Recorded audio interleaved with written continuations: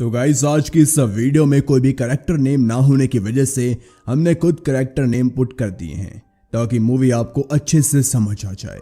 और इस मूवी में मेनली दो ही कैरेक्टर हैं जो कि अपनी डेली लाइफ के बाद एक होटल के 28 अलग अलग रूम्स में मिलते हैं। तो मूवी की शुरुआत एक औरत और एक आदमी को दिखाते हुए होती है जो कि आपस में इंटीमेट हो रहे थे। दरअसल यही मूवी के दो मेन किरदार है। सीन शिफ्ट होता है, हम सारा नाम की लड़की को देखते हैं जो कि एक होटल में बैठकर अपना कुछ काम कर रही थी। तभी मार्टिन नाम का लड़का उसके पास आकर बैठ जाता है। फिर ये दोनों थोड़ी देर बातें करते हैं, जैसे कि सारा मार्टिन से उसका काम वगैरह के बारे में पूछती है। दरअसल मार्टिन एक बुक राइटर होता है, तो वहीं सारा एक डेटा एनालिटिक्स की जॉब करती थी और काम के सिलसिले में उसे होटल आना पड़ा, और वो भी दूसरे शहर से। अगले सीन में हम मार्टिन को सारा के साथ एक रूम में देखते हैं जहां मार्टिन अपने कपड़े पहनकर न्यूयॉर्क जा रहा था।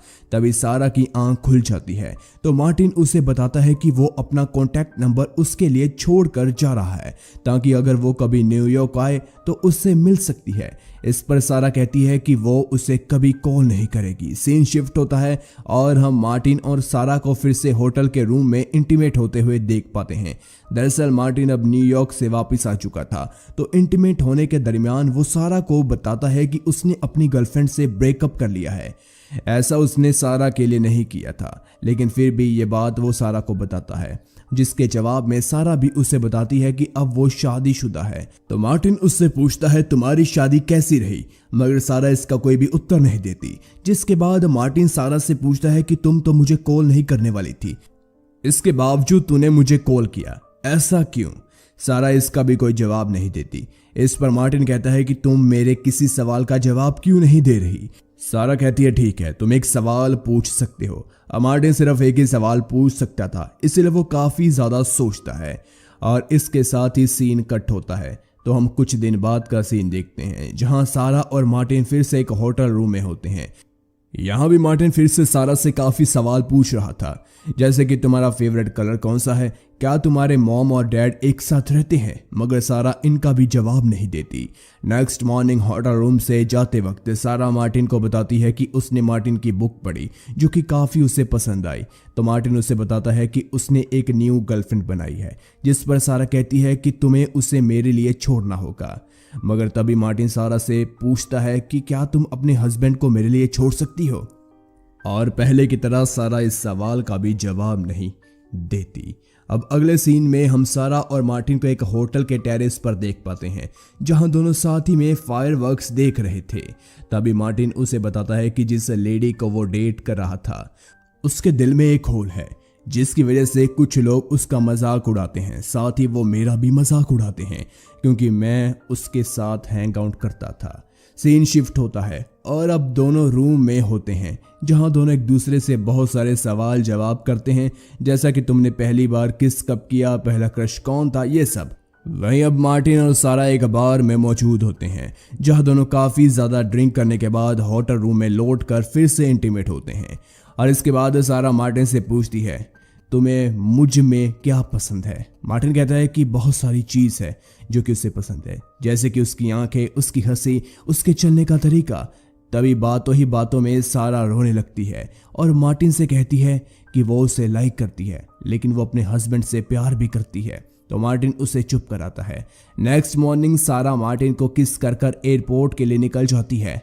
तो तभी मार्टिन उसके पीछे पीछे जाता है और उसे रोक कर आई लव यू कह देता है, जिसे सुनकर सारा थोड़ी शॉक्ड हो जाती है। मार्टिन सारा से उसका जवाब मांगता है तो सारा भी उसे आई लव यू कह ही देती है और मार्टिन से पूछती है कि ये हम क्या कर रहे हैं। दरअसल इन दोनों को ही समझ नहीं आ रहा था कि ये दोनों जो भी कर रहे हैं वो क्या है, ये प्यार है या कुछ और। मार्टिन सारा से कहता है कि मैं इसे रोकना नहीं चाहता, इसे करते रहना चाहता हूँ।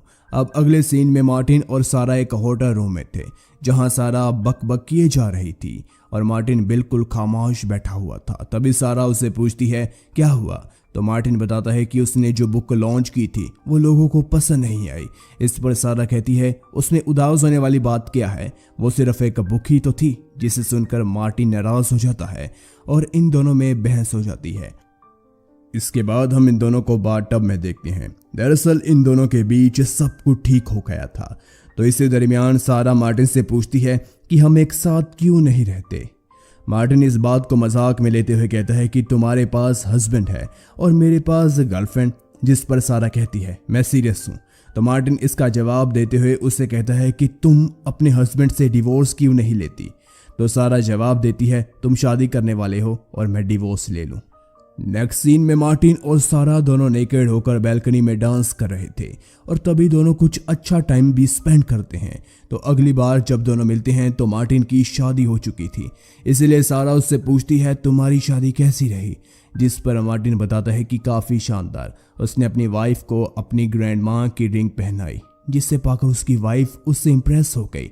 मगर ये बात सुनकर सारा का मुंह लटक जाता है, जिसे देखकर मार्टिन कहता है कि तुम्हें पता है हमारी शादी नहीं होने वाली। तो सारा कहती है तुमने सही कहा, हम शादी नहीं करेंगे।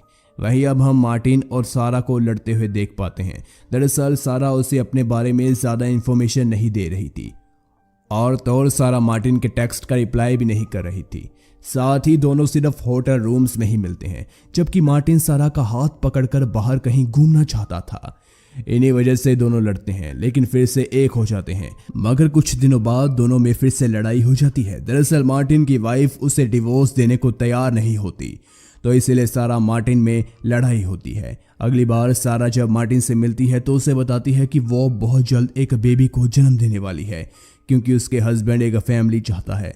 सीन शिफ्ट होता है। अब ये दोनों जब मिलते हैं, सारा की एक बेटी थी जिसका नाम एमा था। तभी सारा कहती है कि वो अपने हस्बैंड को डिवोर्स देकर मार्टिन के साथ रहना चाहती है, लेकिन अब वो ऐसा नहीं कर सकती क्योंकि उसके पास एक बेटी है और सारा एमा की लाइफ खराब नहीं करना चाहती। और इतना सुनने के बाद मार्टिन सारा की बातों का कोई जवाब नहीं देता और वहां से चला जाता है।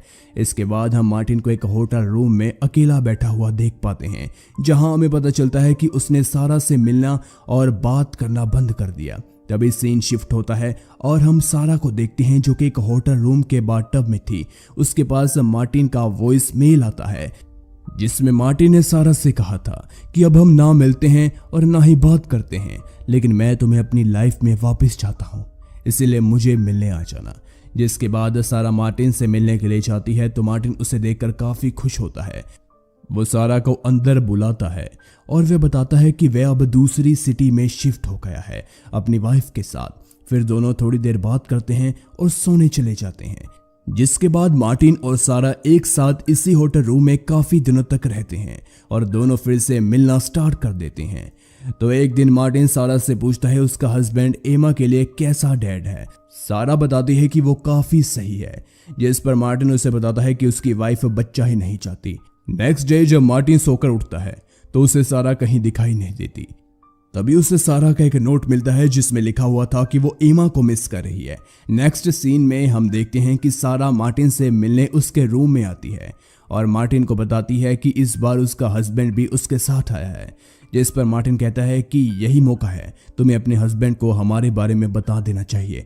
मगर सारा ऐसा करने से साफ इनकार कर देती है, क्योंकि वो अपने हस्बैंड को छोड़ना नहीं चाहती थी। जिसके कारण अब मार्टिन गुस्से से बिल्कुल पागल हो जाता है और कहता है कि जब मुझे तुम्हारी ज़रूरत होती है तब तुम मेरे साथ नहीं रहती, इसलिए अब तुम मुझे ना ही टेक्स्ट करोगी और ना ही कोई वॉइस मेल। और इसी दौरान मार्टिन गुस्से में सारा को धक्का मारकर अपने रूम से निकाल देता है। मगर इसके कुछ दिन बाद मार्टिन फिर से सारा के पास लौट आता है और दोनों नाइट एक साथ स्पेंड करते हैं। और नेक्स्ट मॉर्निंग जब ये दोनों एक साथ बैठे होते हैं, सारा कहती है कि हम 6 महीने बाद शिकागो में एक साथ होंगे और मूवी यहीं पर ख़त्म हो जाती है। तो गाइज, अगर आपको ये वीडियो अच्छी लगी तो लाइक कीजिए, शेयर कीजिए, कमेंट ज़रूर करें, सब्सक्राइब करना भी ना भूलें। तो मिलते हैं नेक्स्ट वीडियो में। Thanks for watching.